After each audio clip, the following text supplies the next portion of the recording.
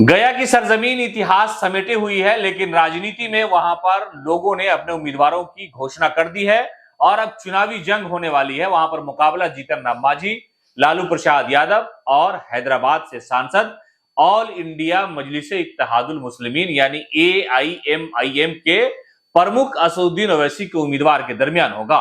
दरअसल पहले चरण के चुनाव में गया सीट जो है शामिल है, इसलिए वहां पर उम्मीदवार की घोषणा सबसे पहले कर दी गई है और वहां पर आरजेडी ने भी अपने उम्मीदवार की घोषणा की है और उसके अलावा एनडीए ने घोषणा की है और AIMIM ने फैसला लिया वहां से चुनाव लड़ने का। ओवैसी की पार्टी ने जैसे ही वहां पर अपने उम्मीदवार की घोषणा की, मुकाबला त्रिकोणीय हो गया। पहले यह कहा जा रहा था कि वहां पर मांझी वर्सेस कुमार सर्वजीत होने वाला है, लेकिन अब वहां पर त्रिकोणीय मुकाबला है।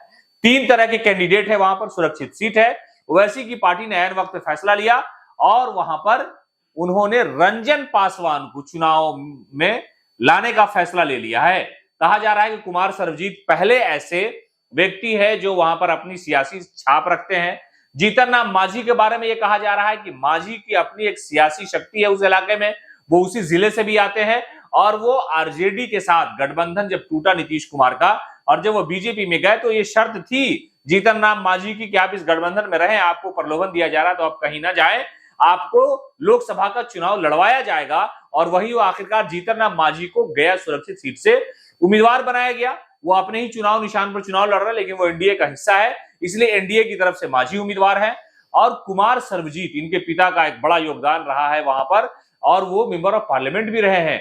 तो कहा यह जा रहा है कि कुमार सर्वजीत को आरजेडी ने इसी नियत से उतारा भी है कि उनका अपना एक वर्चस्व है और वो गया से विधायक भी है। मौजूदा समय में नीतीश कैबिनेट में वो कृषि मंत्री हुआ करते थे और उनके बारे में यह भी राजनीति में है कि वो साफ सुथरी छवि का, इसलिए आरजेडी ने उन्हें चुनावी मैदान में उतार दिया।